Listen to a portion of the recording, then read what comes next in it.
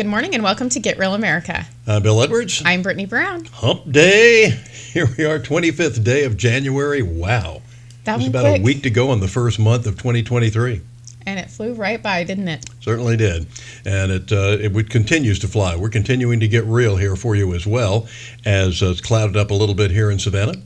Yes, but it is warm this morning. Warmer, yeah. We've got I love it. I woke up to 60 degrees this morning instead of 40. Yes, So it was nice. don't like Savannah's weather. Stick around a few minutes. It'll change. Yes. Meanwhile, our Congressman Buddy Carter out with some information for us. Yeah, he's saying, how the Republicans are not raising gas prices. Mm-hmm. Yeah, so let's take a look and see what's going on in the petroleum world. An international emergency, helping Putin's war aims. I guess one of the big questions is anybody buying any of this out of the White House? Joining me right now is Georgia Congressman Buddy Carter. Congressman, I know that there was bipartisanship on that bill because the House Republicans do not want oil in the SPR to be sold to our #1 adversary, China. Can you react to what you just heard from Granholm and Jean-Pierre? Talk about spin. I mean, they just don't get it. They probably get it. They just don't want to admit it. And, let's face it. The intent of the Strategic Petroleum Reserve was not to score political points, but that's what this administration has used it for. It's for natural emergencies, and we have those. I live in the South. We have hurricanes. We have tornadoes. That's what it was used for. What if a hurricane hits Houston? What kind of trouble are we in then? Right now, this SPR is down 36%. This administration has no plan to replenish it at all, at least no plan that involves American energy. This is irresponsible, and they are using this for no other reason but to score political points, and now they're fear-mongering, saying, oh, you're going to raise prices, gas prices. No. What raised gas prices in America was the war on fossil fuels that this administration undertook when they first got into office, and they have been doing it since day one. Well, there is absolutely no acknowledgement whatsoever that this White House and the Democrats have shut down America's ability to be energy independent. We're going to Venezuela. We're going to Iran. It makes no sense whatsoever, and we're selling our SPR to our adversaries, and that is just undeniably stupid. I mean, that's all it is. Kevin McCarthy, Speaker McCarthy joined me a week ago on Sunday Morning Futures, and he told me that specific bill, which garnered bipartisan support, was simply to ensure that the Strategic Petroleum Reserve was not allowed to sell our oil and gas to China. They're saying it's about something else. They're saying it's about something else because they're trying to spend it. It makes no sense whatsoever. And, wow. and the #1 responsibility of our federal government is to protect our homeland. We can only do that by having national security, and energy independence is national security. To be relying on other countries, on our adversaries for our energy needs, that's irresponsible. And this administration is being irresponsible. Congressman, I want to ask you about this showdown that is about to take place. A group of House Democrats are pushing to eliminate the debt ceiling altogether. Both Joe Manchin, Senator Manchin, as well as Kevin McCarthy, the House Speaker, have confirmed to me that they will be meeting about the debt ceiling. And I spoke with Manchin at the World Economic Forum in Davos. Here's what he told me. Watch. I think what we have to do is realize that we have a problem. We have a debt problem. We're at 31.4 trillion of public debt right now. And all we're saying is, should we not make sure that we all recognize how we got there, how we prevent from going further? So let's be clear about how we got here, Congressman. The Democrats in the White House borrowed $5+ trillion in 2 years on Joe Biden's watch. What are you going to do about it? And the Democrats had every opportunity when they had the majority in the House and the Senate and the White House. They could have taken care of this, but they didn't take care of it. They waited until now. And it baffles me. Senator Biden was perfectly willing to negotiate on the debt ceiling, but President Biden does not want to negotiate. What kind of example is that for the leader of the free world to set, that he's not going to negotiate on something that I consider to be one of the greatest challenges to our country, and that is our national debt. We've got China, our national debt, and education. That's what we've identified as being the three greatest challenges to our country. And you know, our debt is intergenerational theft. We are digging a hole so deep for our children, for our grandchildren, and they'll never be able to get out of it. No, I understand that, but what are you saying when you say negotiate? I mean, you're not suggesting that the debt ceiling is not going to go up, are you? You're not suggesting that America is not going to pay its bills after the money was borrowed and already spent. No. I mean, look, we're responsible, and we're going to do that. We're going to do that. Right. But what we need to do is we need to have fiscal reform as a result of this. We need to we need to curb this spending. Yes. Yeah. You've introduced the Fair Tax Act. Tell us about that. That would replace every existing federal tax with a national tax on sales. It would repeal the federal taxes on income, payrolls, and estates as well. The Journal editorial board is slamming this plan, calling it a gift to Democrats. The board pointing out that the Tea Party unsuccessfully ran on this idea back in 2010 because, quote, few voters listened to a second sentence after they hear about a 30% tax on everything they buy, Congressman. How are you going to push this through? Look, people don't like taxes. We understand that. However, given the choice between a consumption tax, a property tax, an income tax, or a payroll tax, they would much rather have a consumption tax. The reason the Democrats don't like this is because they lose control. They lose control over the taxpayer. In a consumption tax, you decide what you're going to pay taxes on. You want to buy a boat, you're going to pay taxes on it. You don't want to pay the taxes, don't buy the boat. And oh, by the way, it also resolves that Democratic fear-mongering about, oh, the rich aren't paying their part. Well, the rich are paying their part. You know, the taxes on a yacht are a lot more than the taxes on the John boat. Now, I'm going to be buying a John boat, but rich people, they buy yachts. So this resolves that. And, you know, it's an idea that has been around for years, and now its time has come, finally. Well, look, I would say if you're in the market for a boat, you're rich, okay? Whether it's a big boat or a small boat, you buy a boat, you're rich. But, Congressman, I mean, are you really expecting that you're going to generate the kind of revenue you need just from a consumption tax? Absolutely. Absolutely we can do it. There's no question in my mind that we can do this. A consumption tax, and the infrastructure is already in place. The infrastructure, you know, states already have income or sales tax. So it would be a seamless transfer right to what we want to do. Yeah. Buddy Carter, it's always a pleasure. Thanks very much for weighing in on all of that.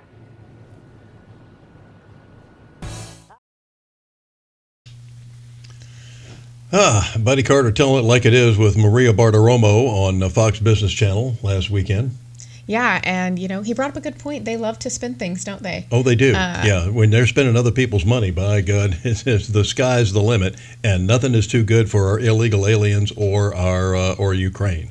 Well, and I think they always bring up Social Security, like we talked about yesterday, and Medicaid and Medicare, and how the Republicans are going to take it from everyone. And, of course, the way that they're bastardizing the language, of course, where they're saying now Social Security is one of those entitlements. Social Security is not an entitlement, okay? No, we paid for it. We paid for that. I've been paying into it since I was 15 years old. Well, and didn't you just say your taxes went up on that? Yeah. We just got a note from the Social Security Administration that the taxes were going up on Social Security. Thank you, President Clinton, by the way, on that one, because he was the one that put the tax on Social Security. Because the government doesn't get enough money, of course. I was going to say, don't we already pay taxes on the money? They never ask you how you can live on less. But if you notice, if you will notice, the government never has enough money. Never. When they come to you and say, if you just give us another $100, we'll be okay. And then, of course, you give them they wind up getting the $100, and then, well, maybe we needed 150, and if you don't give it, you're stingy. You're an un-American if you don't want to pay more taxes, because they never have it. I promise you, if they took everything, that wouldn't be enough. They'd send you a bill for whatever else they needed. It is just pathetic. They never have enough money. And and they never ask you how you can live on less, but yet they want to give, and then they want to give it away to the illegal aliens and to the Ukrainian military. Well, I also love the people that are like, you know, if you vote for this one tax, it's in a controlled account, so we're going to spend it better. Mm-hmm. No, take the taxes that you already get and put it in a controlled account. I prefer that. You're making excuses for your reckless spending, and then they just want more tax money. Like you said, it will never be enough. They will never have enough to pay for things.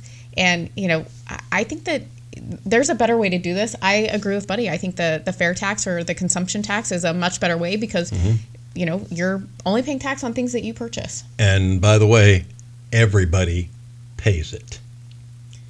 So, that's the best part. Yeah.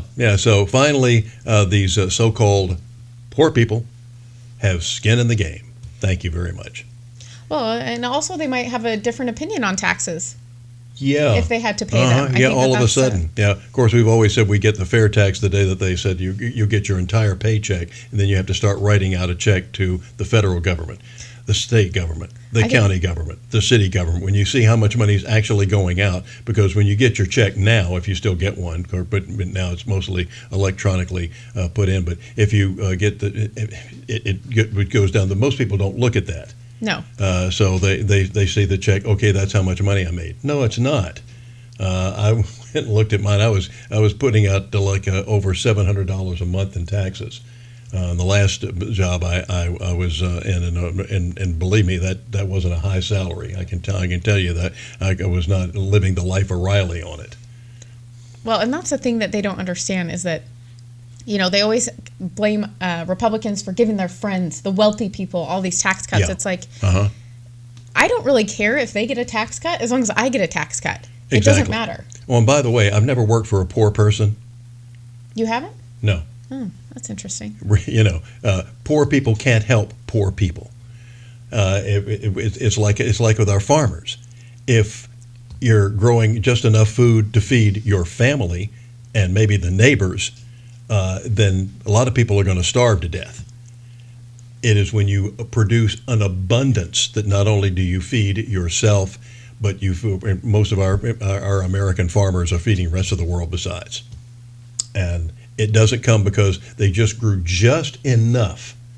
So when somebody makes a lot of money, they are also paying a lot of taxes. They always talk about, Donald Trump didn't pay enough taxes and things of that nature. First of all, he never took a check as president. He donated all that money to charity, and also he employs tens of thousands of people at his Trump hotels and casinos and all the facilities that he has. So all of those people that he employs pay taxes. So technically, you could say he pays billions of dollars in taxes. If you want to boil it down to that. Well, because the company has to pay payroll taxes. Exactly. So all this nonsense, and unfortunately people fall for it because we don't teach any of that crap in the schools. I think there's a reason for that, isn't there? Yeah, there is. Keep people stupid, and you can get your way. Why do you think the Taliban and all of those guys, all of the imams don't want kids to learn how to read? Because they can tell them whatever they said. This is what the Quran says. Well, okay, that's what it says because I can't read it. So they don't want their people to read. Keep them stupid, and they'll keep you in power. All right, coming up next, another way to separate you from your money, gambling. That they're going after your kids. They're going after your kids for everything, as far as the porn industry and everything else. But the gambling industry is going after them too. Jeannie Seaver is going to be joining us here next to talk more about it. We'll be right back.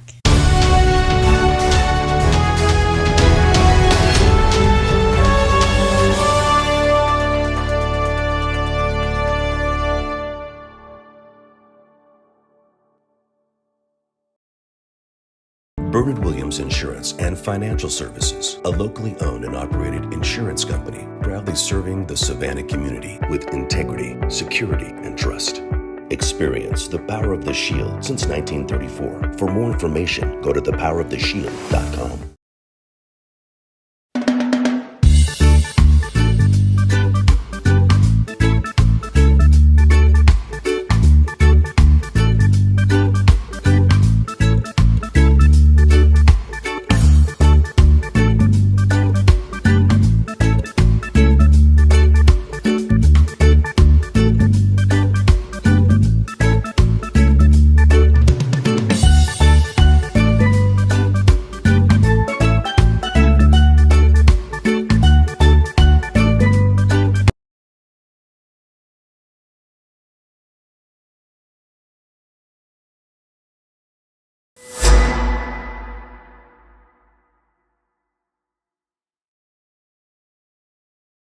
At Get Real America, we'd like to thank the Southeast Georgia Republican Assembly for all their efforts on making a difference in our communities.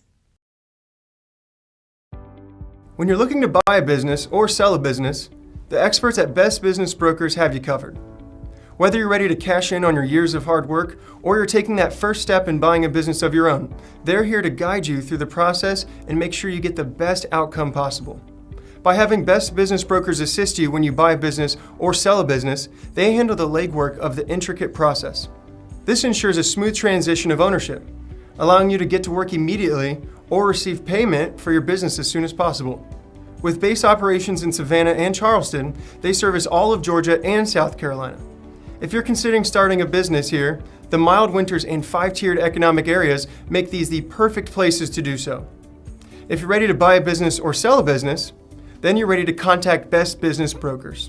Visit their website at b3brokers.com or call at 912-349-0940.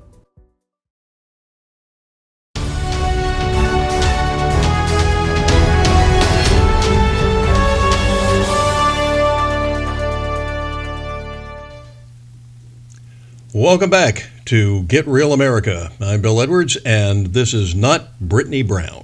Hadn't had any body change operations while we were away. Good friend Jeannie Seaver, who has been a congressional candidate, has thrown her hat into the political ring on several occasions, and now Jeannie does. What's the latest title here, Miss Jeannie? Well, the latest title these days is Moms Against Gambling. Yeah. Well, let's talk about that a little bit, because most people think that, we're trying to legalize. There are people who want to legalize gambling in Georgia, bring in casinos, things of that nature, where a lot of other people are saying not on your life. But what about, but as far as gambling goes, why are moms against gambling in this case? Well, because the main reason is because the billion-dollar gambling industry is targeting our children on their iPhones and their video games. And they're encouraging them to play the slot machines, which is the worst addiction of any addiction in the nation, to get free stuff. So they'll have, on the slots, they'll have a Spider-Man or Hedgehog or something, and that encourages them to start gambling. I've experienced it with my grandson at 5 years old. And it's really important. I think that Georgians are not aware of this. If you see, it's a very quiet topic. And we've been fighting gambling for 8 years. And when I ran for lieutenant governor, when I went around the state for 14 months, I talked about the gambling issue because I was the only candidate that ever talked about it and making parents aware of what's going on and the targeting of our kids. And so we have currently right now 84 gambling lobbyists at the state capitol right now. 84? 84. And we've been fighting them every year. We beat them last year, and we're going to continue to beat them this year. The new talking point this year. So I'm sure a lot of y'all probably haven't seen it yet, but the proposed budget has been put out for the state of Georgia. Okay, we collected over $6 billion in surplus only in the state last year. So the new talking point this year is, it always used to be like Representative Ron Stevens has always talked about, it's for the kids, Hope Scholarship, right? Yeah. We're fully funding Hope Scholarship 100% this year for the first time ever, okay? Right. So we have the money to fully fund it. So, and another new talking point is now a former Chief Justice Milton has recently dropped a legal opinion that was hired by the Metro Chamber of Commerce, which was probably funded by the gambling industry, that basically says now that you can pass sports betting without having to have, a constitutional amendment. The state legislators can pass it, and then the governor can sign it. So, and they're also, the lobbyists are like targeting a lot of the freshman state reps to go out there and to sponsor legislation on sports betting. And the lobbyists are telling them now that it's all about Medicaid expansion. That's what they're going to use the funds that they raise from gambling. Medicaid expansion. And as you'll see in the budget, yet again, Governor Kemp is expanding funding for Medicaid expansion already. So these are just a few things. The billion-dollar gambling industry, it's all about money, it's all about power, and What a surprise. we're working hard to get the message out all over the state, to call your elected officials and let them know that this is not something that we want in the state of Georgia. All right, let's talk about your campaign for lieutenant governor when you were on the trail there and you were pointing this out and the only one who was. So what was the reaction from parents? Because you said your 5-year-old. Yes. What are we seeing? How are they addicting kids to gambling? How is this coming about?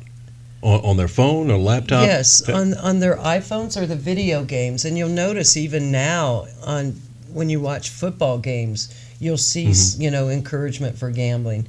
But what's happening is it's like, as me traveling around the state talking about gambling a lot, my grandson was with me.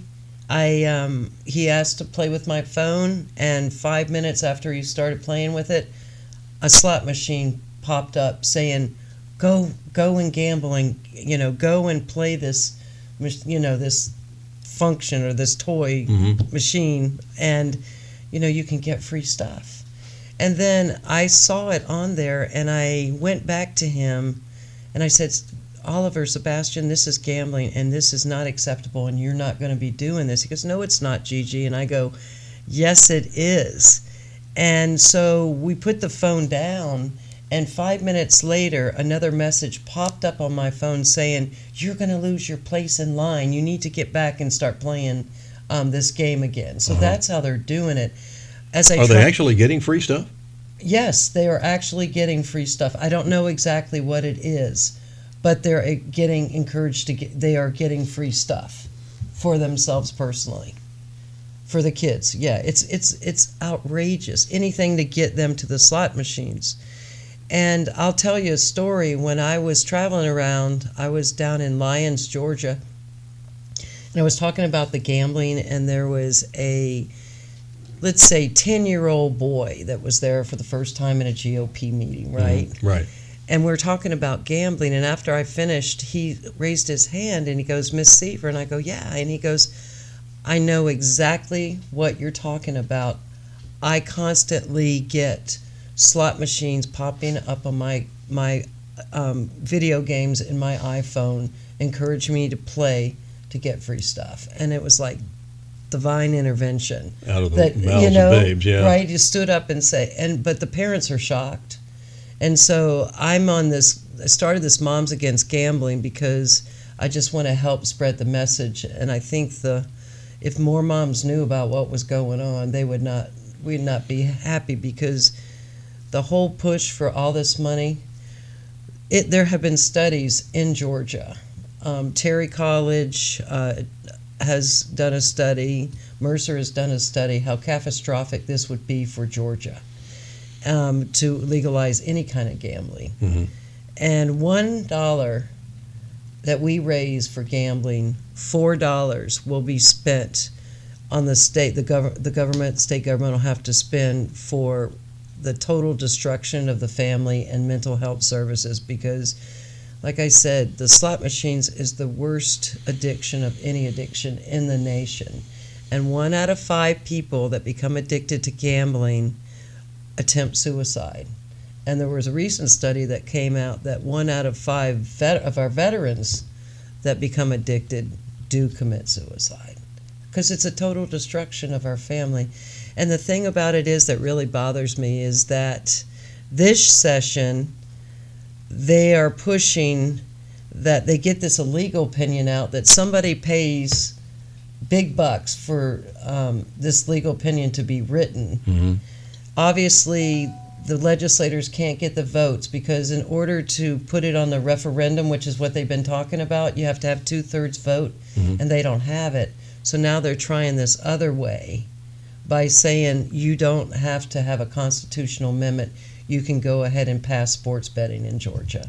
And like I said, I am a true constitutionalist. I don't believe that the government should be telling you what to do, but this is all about greed, power, and money. And this state of Georgia does not need any more money than we're already raising, for sure. So I'm just out there spreading the message to make Georgians aware of what's going on. How should parents, grandparents, or whoever keep their kids away from when these things pop up? Or what could they do? Is there a way of blocking this or putting something on their phones? Of course, I don't think 5-year-olds should have phones or iPads or anything else. Right. You know, there's really not. I talked to an engineer trying to see if I could get an app that would actually stop these from popping up. There are controls, certain controls that parents can make on some of the programs, but it's not. They're still getting through, Bill. Mm-hmm. And the thing about it is, it's going to constantly be pushed and constantly, because the numbers show the young kids are getting addicted. And I tell you, I wanted to show you this.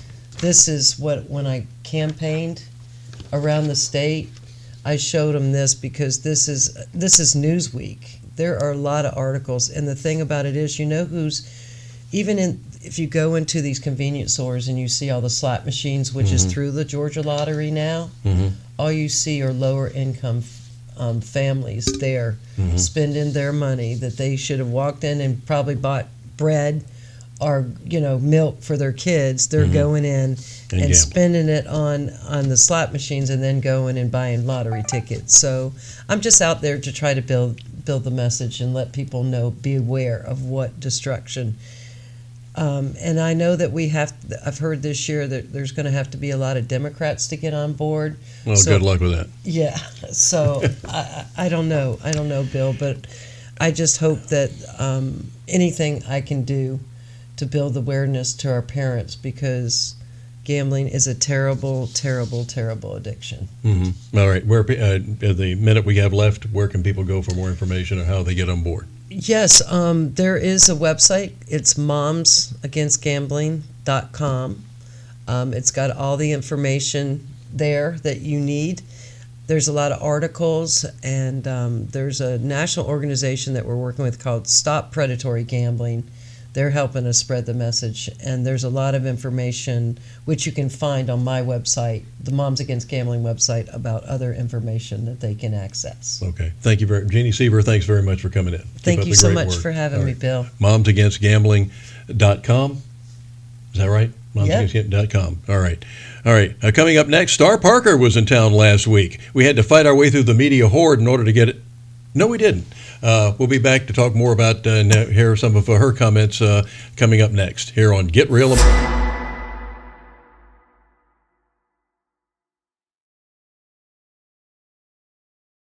At Get Real America, we want to promote your business to our conservative audience.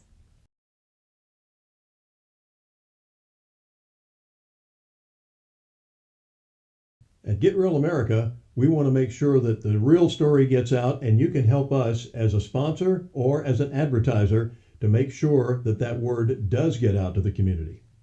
Be a sponsor and support your local community here at Get Real America. I don't think it's an accident that I ended up writing music for a living, because I think I lived in a house where I saw how deeply it affected everyone in the house. And just how much everyone defined themselves by the music they listened to. Music as a framework, I think, gave my parents my identity from a young age. You can like any music that you want if it makes you feel happy.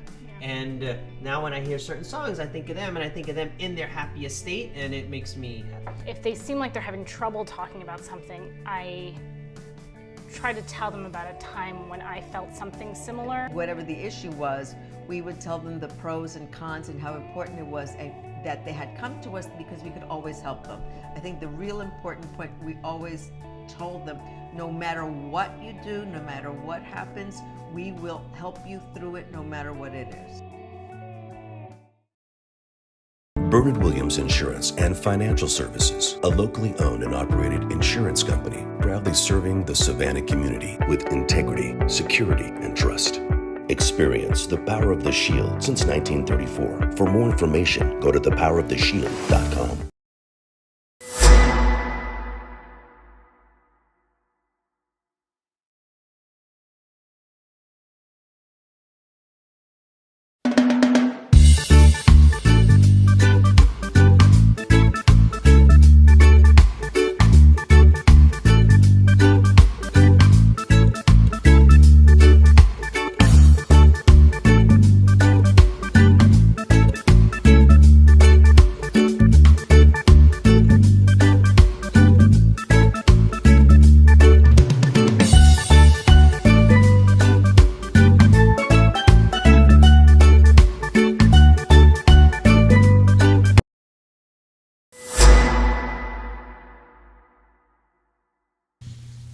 Good morning and welcome back to Get Real America. I'm Bill Edwards. I'm Brittany Brown. And once again, thanks Jeannie Seaver for coming in and pointing out those things that, a lot of this stuff slips under the radar so easily. Before there was cell phones and things of that nature, or at least what we have now, Brittany, I always warned parents. I said, you need to start watching what the kids are watching on TV on Saturday morning. Oh, yes. Some of these cartoons that come out, because you won't find the Roadrunner and Bugs Bunny there anymore. Definitely you'll find not. these other pieces of crap that they have on that have all sorts of communist dictatorship stuff going on. Well, and I think sometimes we also get a little bit gaslit on the pros, but they never talk about the downside of things. Exactly. There's a book that was released that talks about the bad things the boomers gave us or something like that, but it talks about all the technologies that were discovered, like the phone, which ended up being a really great thing. And Steve Jobs' goal was to have people have access to information. Exactly. We didn't know all of the downside effects of what was going to happen and what it would create. So I think that that's also something that we really need to start thinking through things like even this Neuralink thing. They're saying it can help people that are paralyzed and things like that, which sounds great. But then what about people that are healthy, that are getting this Neuralink implanted? Who has control of that Neuralink? I mean, there's a lot of questions I have about some of this technology that's coming out and how it's going to impact us as well as our youth, because I think our youth are more apt to try a lot of this stuff, where I think that your generation would have been like, heck no. Yeah, it's they're not most happening. vulnerable, too. Meanwhile, Star Parker in town last week. She was addressing Ladies on the Right at luncheon last week, and we thought that the media would be just swarming all over this, but apparently we were all by ourselves. And so Star had some great things to say. In case you're not familiar with her, She started CURE, which is kind of like Blexit. It really focuses on the Black community and also poverty, which is a huge issue. She lives in D.C. now, originally from California. She started out living kind of a little bit of a rougher life, and her life was changed by someone that didn't give up on her. And, I think her story is one of inspiration. If you don't know who Star is, I felt like it was quite a treat for us to be able to see her not once, but twice last week. And we were able to sit down with her on a one-on-one basis, which was fun. So we'll take a look at that now. yeah.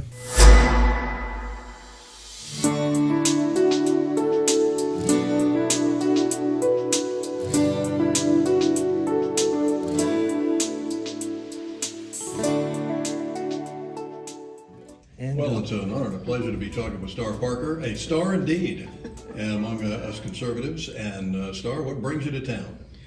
Interesting, my tour this time in Savannah. Well, I want to appreciate the beauty too, but I'm here for the Ladies on the Right, a group of women who started very small just to protect freedom. They were very concerned about what was happening in their culture and in their country, and began with 2, 3, 5, and now there are hundreds of them. So I'll be making presentation there. My organization, CURE, that fights poverty to restore dignity and freedom in our nation's capital. We're based in Washington, D.C. We're having a reception for a few of our friends here. And then tomorrow I'll be with Thrive. So making sure that those that are serving the least of these, those that are in the private sector, the decent people in the quiet communities, rolling up their sleeves, making sure that the voice of freedom is alive by serving one another as opposed to government doing that work. I will be hosting me for breakfast. So I've got a full calendar. Boy, you really do.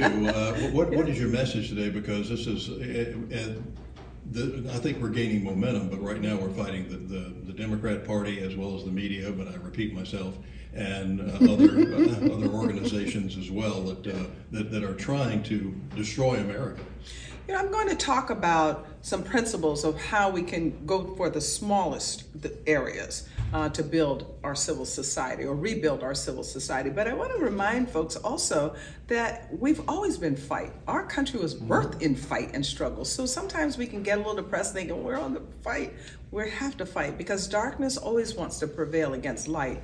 And then we have to remind ourselves, but just a little bit of light sends darkness back into their corners. So I'll be trying to encourage as well. But the main focus will be on how we broke down and how we rebuild. Well, in fact, I think it was interesting when Kevin McCarthy, going through all the voting process, everybody said how disarray it was. That did you? And I just started thinking about it as well. So how did we get the Constitution and all in the first place? These guys almost came to blows over, and Benjamin Franklin was at the end said, this ain't perfect, but I'm going to sign on with it because nothing's perfect. Nothing's perfect, and it was interesting. I think why we were all gravitated toward it is because it's the first time in a long time that the Congress actually did their job. They actually said, we need to talk about these things, and even if the kids are in their back room listening, even though you're in the biggest fight of your life, there's always a reconciliation when you have the same goals. And most of the coalitions that are in Washington, D.C. now, congressional representatives, I call them coalitions because they're being motivated now finally by their constituents. This was very healthy debate. Now, I came out early on as a syndicated columnist that I was supporting Kevin. I've known Kevin for 30 years. I'm supporting Kevin because I don't see Kevin as a liberal, as some were trying to say, or that he was a part of the swamp. I see as many come from activism in their local areas that now have to legislate, trying to navigate through a very difficult climate. When you think about, and I wrote about how liberals, they're really consistent when it comes to death and debt. They just want big government and they want people to do whatever they want to do for other people to pay for it. Well, the conservative side is not like that. People have a variety of ideas. And in fact, this is the side, the conservatives, the Republicans are the side to where representative government is represented in Washington. Those legislators come to D.C. with their 725,000 in mind, that these are the people that I represent. Then we come together and we debate out if we're going to be free people or we're going to be one controlled from Washington, D.C. So it was very, very healthy discussion. At the end of the day, it did matter for the country, but at the end, I don't think that it was ever any doubt that Kevin would lead us into where we need to go next, which is to limit the size and scope of government. Well, and that's, things are out of control. We're spending trillions of dollars, which sounds enormous, that we don't have. We have a president who doesn't know what day it is. They don't go to, we have a border czar who's never been to the border. And we have, and they seem to ignore the fact that we've got millions of people coming in here. We're not vetting them. Now, if you fly in, of course, you have to be vaccinated and everything else. Right. But you come across the border, no problem. Yeah. So what do you think with all these people coming in? They're bringing all this fentanyl. People are dying from fentanyl poisoning. We're letting their cartels run the place down there. What do you? And people say, what do we do? Well, I think people are waking up to how much we're killing our culture and killing our country. And you mentioned earlier the founders and how they knew that what the status quo was not good enough. We have to be free men. We have to be able to build. We have to be able to build lives. But there are rules. There are rules to life. There are rules to governing. There are rules to countries. And so I think more are starting to see how much is distorting their realities. More and more governors are starting to say, you want to be sanctuary? I'll send the problem up to you. And now I'm working in Washington, D.C. I'll tell you, the problem is very visible. And there are more people now saying, you can't have people just move on every single street corner and then have healthy life. Business has to leave because customers leave. So while we're sorting through this difficult moment, I'm really hopeful because American people are saying, we're going to flee with our feet. We're going to move to healthy, and we're going to apply loitering laws. We're going to apply broken windows laws. We're going to live as neighbors should, as communities should. So while it's dark and hard, it's also, to me, enlightening. Keep in mind, although we nationally didn't see a red wave that many were looking for, and although 2020 we didn't get the White House, we won the country. This country is trending red. This country is not progressive blue. They're just loud. They're like 2-year-olds that fall on the floor in the store until they get that candy. But the mom, she may give them that candy at that moment, but she's got other plans for their life to get back on track for what the family's supposed to be about. So I'm just, on the one hand, I'm encouraged. It's kind of like Charles Dickens, the best of times and worst of times at the same time. And frankly, when you talk about Congress and some of the discussions that we're actually now able to see, not only now is there discussion, like, hey, let's leave C-SPAN in there so we can see it all the time, because it does happen most of the time. It's like the noisy kitchen in the restaurant, but by the time they get to the floor with your white tablecloth, you don't hear any noise anymore. But this is healthy for us to really recover ourselves from progressivism. I'm going to talk very strongly about the breakdown and how progressives took control of our country and then give ideas for how we get it back. Yeah, and I'll dig it. We won't have to get at the guillotines, I'm hoping. So we Well, well, that was the point I was going to make, is that the Congress has gotten louder before. And guillotines, I don't feel that we'll go there. But there was a point in our history that where one of the senators did bring a cane to the floor and beat his opponent almost to death. So, we don't want it to get there. And I think that there are enough decent people in quieter places of our society that are not going to let it. We talk about the Democrats that vote in lockstep, and the Republicans did something refreshing of saying, let's debate these issues and maybe loudly. What do you think the same thinking, that group think, that you have a person like you, if you're black, you heard Larry Elder remember he was the blackface of white supremacy when he was running for governor of California. My good friend, the late great Herman Cain, was trying to almost got the nomination for president, and all of a sudden these people came out of the woodwork. We couldn't possibly have a conservative black president that wouldn't fit the narrative. And so, what do you feel like that you're a traitor to the race or something if you're a conservative? Well, I've been in this a long time now. So when I showed up on the scene, I recognized and saw cancel culture at that moment. I saw, I was asked one time on a national show, have you ever been canceled? I'm like, yeah, by my family first. And so it has not been a really easy journey. But that said, I was very welcoming of the idea, because I would rather put my Christianity before my color anyway. So I found freedom in being kicked out of the black community, if you will. But that also said, we need to keep reminding ourselves that a third of black community agrees with us. Third of black community, when they're polled, they say they are evangelical and conservative. The challenge for the bigger society, if you will, in the conservative movement is to convince them to vote those values. So this is where now we have to roll up our sleeves and be more of an educational arm. But as long as a third agree with us, and that there are 4,000 to 6,000 pastors that get up on their pulpits in the black community and preach a conservative biblical worldview, I'm happy. Because that's winnable. That's Gideon Army. I am not moved or motivated by some progressive left. They're just loud. There are 100 of them. They're difficult. And yes, they do try to pass policies and have gotten away with passing policies that are totally depleting this country of all of its resources, the capacity of people, the morale of us as a civil society. But there are enough people to push them back. And so that's what this is about. That's why I'm here. All of the groups that I'm here to represent and to speak to are those that are concerned enough to say, we're going to put time, talent, treasure into trying to push back the darkness into the closets that they came out of. Yeah, you have like Black Lives Matter and Antifa. They're up there rioting in Atlanta right now, or causing disturbances because a police officer shot and killed a guy. And the policeman got shot too. Fortunately, he looks like he's going to recover. But it looks to me like Black lives only matter when they're shot by the police.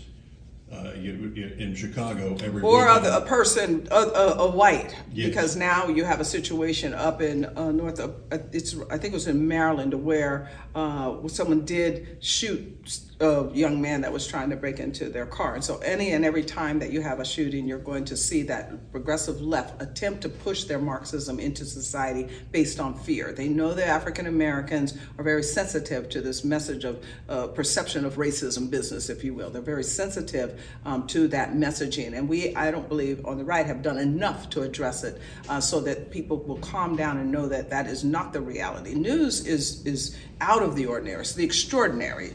Policemen are not shooting down African Americans, and that's one of the reasons that it does make the news when it occurs. But the question does become, for the left, where are you when we're trying to protect the lives of the innocent? When you think about the damage of abortion in the black community, and these same progressives, including BLM and the rest of them, want 9th month, 9th hour for any reason whatsoever, you can kill your offspring. When you think about abortion in the black community, 20 million have died since Roe v. Wade. 20 million. That's more blacks than were alive during the civil rights movement when we were in the civil rights movement. Yeah. So we're talking about killing off an entire generation, and you don't care about any of that matter. But it matters whenever a police officer, more often than not, is just doing his job to protect the interests of those very people that the BLM say that they're trying to represent.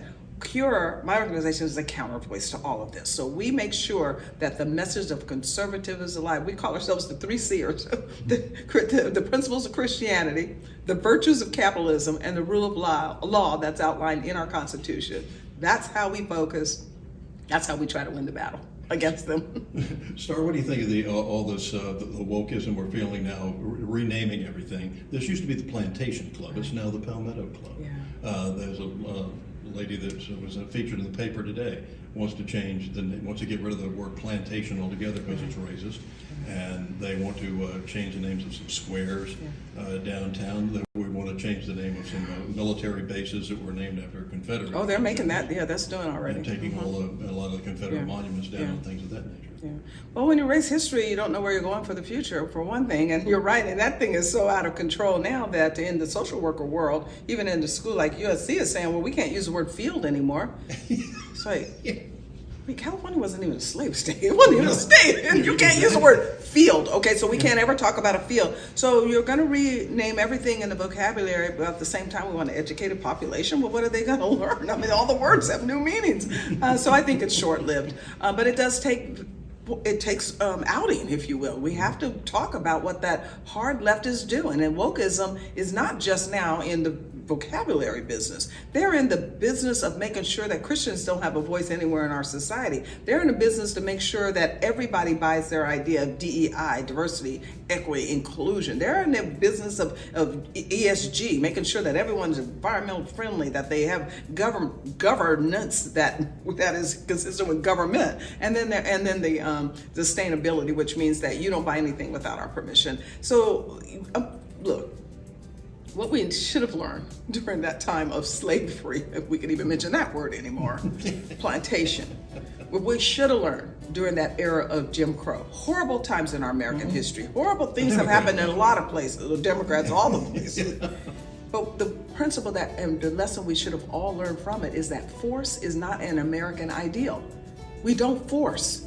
And this is exactly what the left is doing. The Democrats forced slavery, the Democrats forced Jim Crow, the Democrats forced the welfare state, and now the Democrats are forcing everyone to buy into their idea of progressivism, or you're not going to be able to live in their society.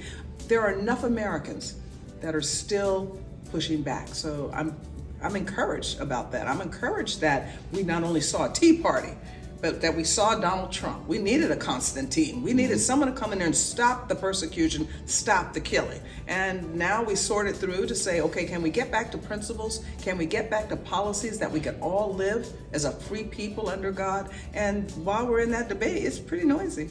Yeah, you are. So we're talking about.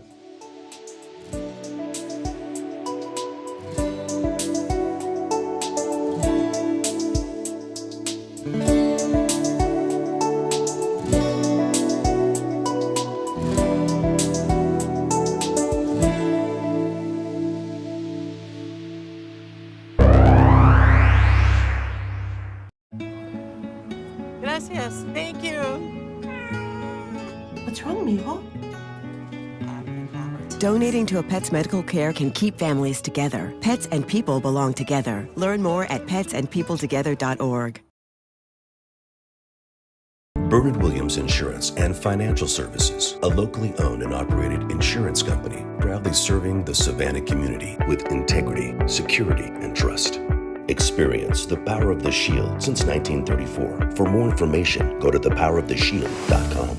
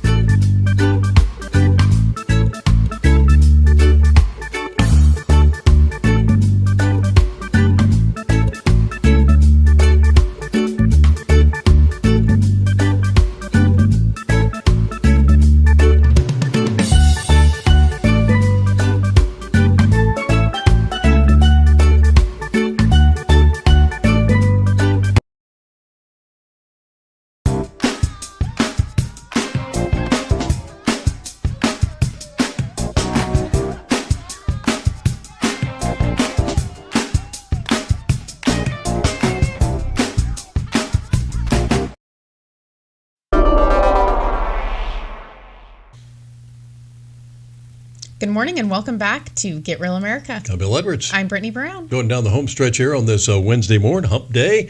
Star Parker, remarkable lady. And we have more where that came from, by the way. Yes. So we'll be showing you snippets of that over the next week or so. Yes, very exciting. And if you don't know who she is, you should definitely check her out. She is doing incredible things, and she is lucky enough to live in Washington, D.C., and she's fighting for all of us. So I think that she's very important in our movement, and she, I think that she will make a lot of great changes. Lucky is not a term I would use, living in Washington, D.C., but lucky for us because she was able to keep an eye on the beast. So what do, speaking of Washington, what do a communist, a pathological liar, and a traitor all have in common, besides the fact they're Democrats? They're not going to be on certain committees that Kevin McCarthy is appointing because of their, let's say, past history. Yes, it's about time. I think Kevin has a message for us. Yeah, he does.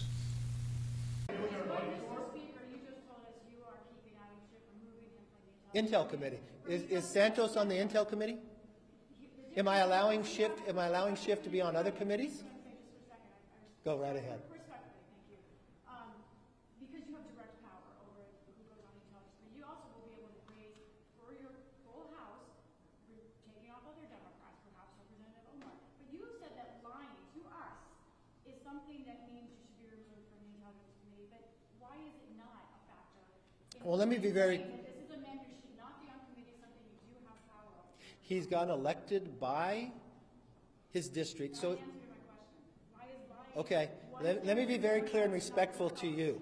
You ask me a question. When I answer it, it's the answer to your question. You don't get to determine whether I answer your question or not, okay? In all respect. Thank you. No, let's answer her question. You just raised a question. I'm going to be very clear with you. The Intel Committee is different. You know why? Because what happens in the Intel Committee, you don't know. What happens in the Intel Committee, although the secrets are going on in the world, other members of Congress don't know. What did Adam Schiff do as the chairman of the Intel Committee? What Adam Schiff did, use his power as a chairman and lie to the American public. Even the Inspector General said it. When Devin Nunes put out a memo, he said it was false. When we had a laptop, he used it before an election to be politics and say that it was false and said it was the Russians. When he knew different, when he knew the Intel, if you talk to John Radcliffe, DNI, he came out ahead of time and says there's no intel to prove that, and he used his position as chairman, knowing he has information the rest of America does not, and lied to the American public. When a whistleblower came forward, he said he did not know the individual, even though his staff had met with him and set it up. So no, he does not have a right to sit on that. But I will not be like Democrats and play politics with these, where they removed Republicans from committees and all committees. So yes, he can serve on a committee, but he will not serve on Intel because it goes to the national security of America. And I will always put them first, all right? And if you want to talk about Swalwell, let's talk about Swalwell, because you have not had the briefing that I had. I had the briefing and Nancy Pelosi had the briefing from the FBI. The FBI never came before this Congress to tell the leadership of this Congress that Eric Swalwell had a problem with a Chinese spy until he served on Intel. So it wasn't just us who were concerned about it. The FBI was concerned about putting a member of Congress on the Intel Committee that has the rights to see things that others don't because of his knowledge and relationship with a Chinese spy. They brought it to the works of the leaders. I've got that briefing. So I do not believe he should sit on that committee. And I believe there's 200 other Democrats that can serve on that committee. So this has nothing to do with Santos. Santos is not on the Intel Committee. But you know what? Those voters elected Schiff, even though he lied. Those voters elected Swalwell, even though he lied to the American public too. So you know what? I'll respect his voters too, and they'll serve on committees, but they will not serve on a place that has national security relevance because integrity matters to me. That's the answer to your question. There we go. Tell it like it is. Representatives Adam Schiff, Eric Swalwell, and Ilhan Omar are not going to be serving they've been stripped of their certain committee assignments. Of course, the media wants you to think they've been thrown off all committees. It's just been those specifically. So you have Adam Schiff, who, and he's lying because his lips are moving, told us for 4 years that he had all this stuff on Donald Trump, never presented it. When he was finally confronted, Still haven't seen it. Yeah. When he was finally confronted by a guy who, from one of the national publications, said, "Send it in and let's take a look at it and I'll publish it." He made 3 requests to his office and never got it. And then we have Eric Swalwell sleeping with a Chinese communist spy, Fang Fang. And they bumped into each other somehow at a cocktail party, and then just kept bumping ever since, if you know what I mean. And then then we have Ilhan Omar, who has been a backstabber and traitor to this country after we rescued her. You'd think she'd be a little more grateful to America, all of her anti-Semitic remarks and everything. So none of them belong on the Intel Committee by any stretch of the imagination. Yeah, and Kevin McCarthy showing a little bit of a backbone. I'm not totally on board with Kevin McCarthy at this point in time. I think there are some questions, especially, interestingly enough, he is not supporting Buddy Carter's bill of the fair tax, which I think is a very big disappointment to a lot of people. So I don't think we'll see that voted on or not. And by the way, who else is not a fan? It's the faux president.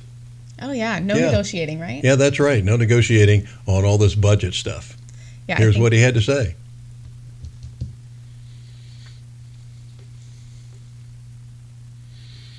Letting the Republicans wreck our economy, nor does anybody around this table, in my view. And again, we're going to speak about continuing our support for Ukraine. And it's an idea that has bipartisan support, like some of what we passed had bipartisan support. And so we're going to speak about nominations going forward quickly. And maybe his son can get another job on one of those boards for $80,000 a month. I believe it was $183,000 a month, actually. So it takes me months to make money like that. I know. Very disappointing, Bill. Yeah, it really is. And so he said he didn't want the Republicans to wreck the economy. He's doing a good job all by himself. He didn't want anybody else to take the credit. Because look what he has done so far. And then, of course, we have one of my favorites, the incompetent, but you can say that for anybody in this administration, the incompetent Secretary of Transportation, Pete Bootylicious, who couldn't get potholes fixed in South Bend, Indiana. And now he says something very special about the upcoming transportation bills and transportation situations that we have here in America. We're looking at investments that are fair, that contribute to equitable economic growth. We're looking at climate impacts because every transportation decision in the 21st century is a climate decision, whether we recognize it or not. We don't recognize it, okay? That's not okay. This is a guy who says that roadways are racist. Bridges are racist. He is not a serious human being. And we tried this thing of sustainable, energy back in 1958. We built the NS Savannah. Does that ring a bell? A nuclear ship, Savannah. It was the one and only atomic-powered cargo ship. Came here when at first, they made great capital of the fact. They said, "Look, it's coming in here. It's clean. There's no smokestack on this thing." And how many atomic-powered cargo ships have we had since? I believe the answer is 0. The answer is 0. Yes, that is exactly right. So imagine how much money, power, and oil we'd be saving that could go to something else if 90% of our cargo fleet was atomic-powered. They don't want to talk about that, Bill. No, they don't. Oh, yet we have a nuclear navy. Well, and we have we have so much renewable energy, like we talked about yesterday. Yeah. The oil is renewable. Exactly. I don't know why they missed this on the quiz, but we have plenty of it. And nuclear is infinite. It works 24/7. It doesn't need wind. It doesn't need sun. It doesn't need rain. It doesn't need anything except breaking up the atoms. And when we come up with the fusion reactor instead of the fission reactor, we will have unlimited energy supply if they will let us manufacture them, because we want to put somebody out of business. I'm sure some lobbyist is going to lose his job. Yes, and before we wrap up today, I just want to let our friend Steve know we see your comments. Kevin McCarthy is doing some right things, but let's keep one eye on him, and don't forget he's from California. I don't disagree with that statement. He also said that Star needs her own primetime show, and I can definitely agree with that as well. So, and I also want to send out kudos to the South Effingham High School wrestling team that won the 6A State Wrestling Championship over the weekend in a dual meet up in Gainesville, Georgia, and that is the first state championship for that school since it's in its existence. So congratulations to those kids. Yeah, absolutely fantastic. Real wrestling. Yes. Well, it's always fun to win, isn't it, Bill? Good stuff. Yes, sirree. I'm sorry that we have to disappoint those who are on the loser side. But we'll be back to talk about the winner side and getting real again tomorrow here on Get Real America for the Thursday edition. That's coming up next. And remember, we don't need more electric cars. We need more electric chairs. Thanks for tuning in. We'll see you tomorrow.